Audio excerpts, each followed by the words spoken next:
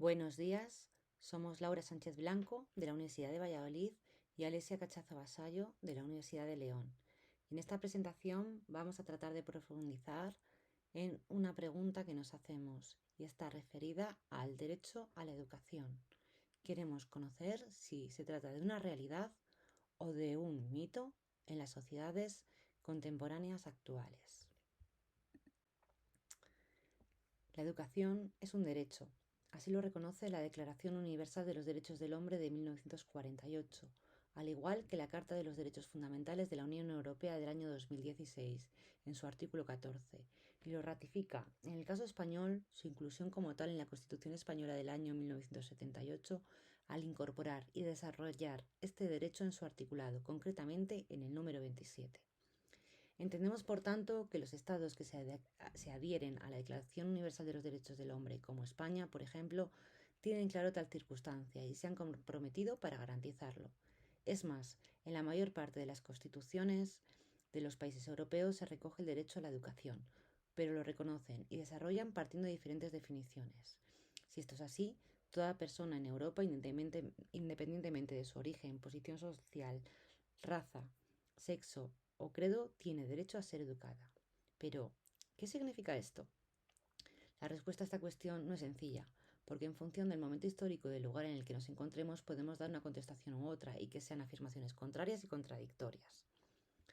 Debemos saber que no existe referencia alguna al derecho a la educación en los documentos fundacionales de la Unión Europea, lo que nos da ya alguna pista de lo complicado que será hacer efectivo este derecho en los territorios de los diferentes Estados miembros.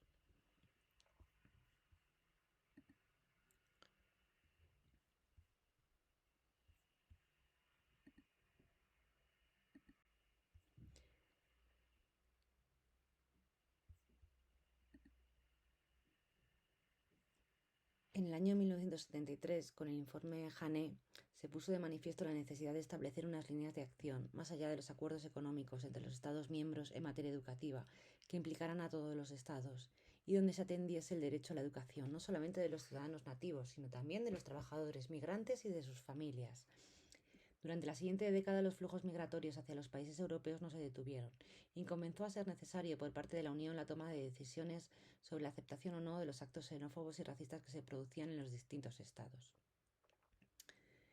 Ejemplo de ello es la resolución del Parlamento Europeo del 21 de noviembre de 1993 relativa a la diversidad cultural y los problemas de la educación escolar de los hijos de los inmigrantes de la Unión Europea, con la que se procuró mostrar una visión global de las actuaciones implementadas desde la Unión Europea para promover la escolarización de los trabajadores migrantes legalmente instalados y de los niños gitanos en función de las características propias de cada momento. Existe ya en los años 90 del siglo pasado en toda Europa una conciencia a nivel legal que no es real de condena a las actitudes xenófobas y racistas, al considerar que perjudican la cohesión económica y social del territorio, y se propone que la intolerancia hacia estas actitudes se convierta en una estrategia general, a escala de la Unión Europea. Sirva de ejemplo ilustrativo el Convenio Marco para la Protección de las Minorías que España firmó en el año 95 y que entraría en vigor 3 años más tarde, en el 98, mediante el cual, como Estado miembro de la Unión Europea, se comprometía a promover la igualdad de oportunidades en el acceso a la educación de todos los niveles para las personas pertenecientes a minorías, en el caso que nos ocupa, la etnia gitana. En esta misma línea, el año 1997 será denominado el Año Europeo contra el Racismo. Coincidiendo con el cambio de milenio, desde la Unión Europea se promulgó la Carta de los Derechos Fundamentales de la Unión Europea en el año 2000, con la que se procuraba reforzar la protección de los derechos fundamentales dentro de los territorios de la Unión, dando respuesta a la evolución de la sociedad, del progreso social y a los avances científico-tecnológicos. El derecho a la educación, implicando a todos, aparecía en el artículo 14, señalando que debía aplicarse a mujeres, a los niños, a los adultos, a las personas mayores y a las minorías.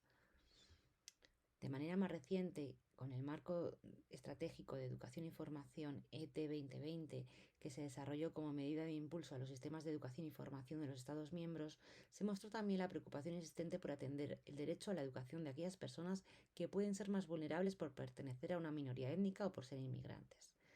Así, en las áreas de intervención prioritaria para el bienio 2009-2011 se hacía alusión clara a la migración dentro del objetivo estratégico número 3, el referente a promover la equidad, la cohesión social y la ciudadanía.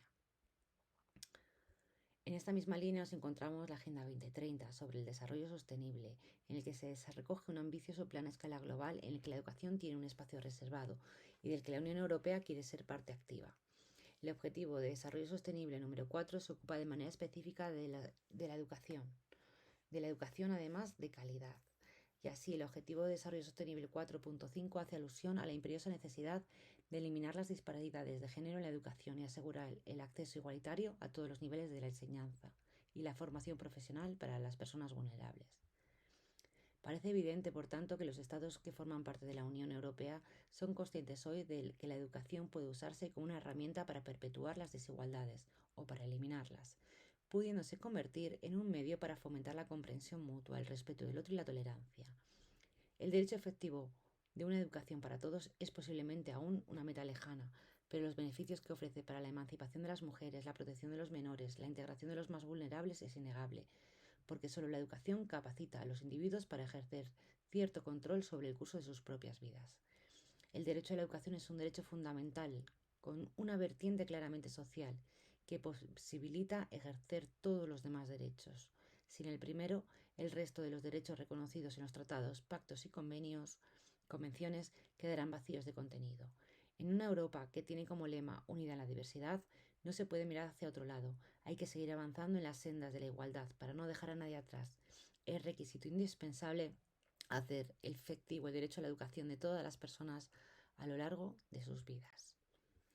Las migraciones se han convertido hoy en día en un proceso demográfico natural. Como natural es el impulso que lleva al ser humano a buscar un lugar mejor donde vivir, y esta realidad no es ajena a ninguna región del planeta, a ningún momento histórico, ni al propio ser humano que lo practica desde sus orígenes.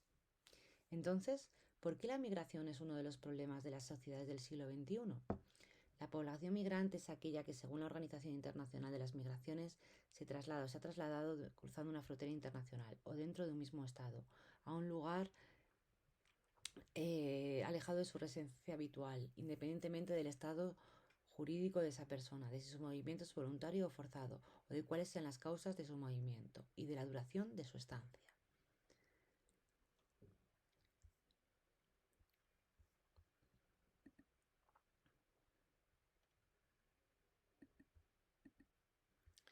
El 19 de septiembre de 2016 se adoptó la Declaración de Nueva York sobre Refugiados y Migrantes, donde los 193 Estados miembros de la ONU reconocieron la necesidad de implementar un enfoque integral sobre la movilidad humana.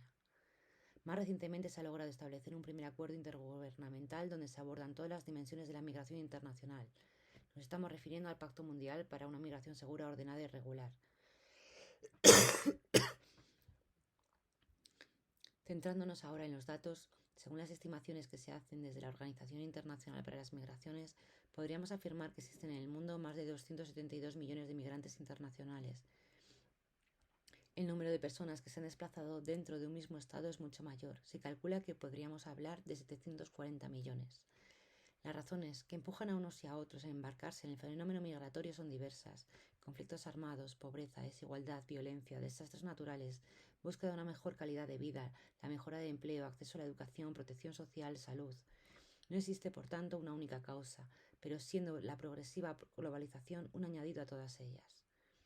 Apoyándonos también en el último informe de ACNUR del año 2022 sobre el desplazamiento forzado, vemos que el número de personas que se han visto obligadas a dejar sus vidas atrás y buscar un nuevo comienzo es de casi 90 millones.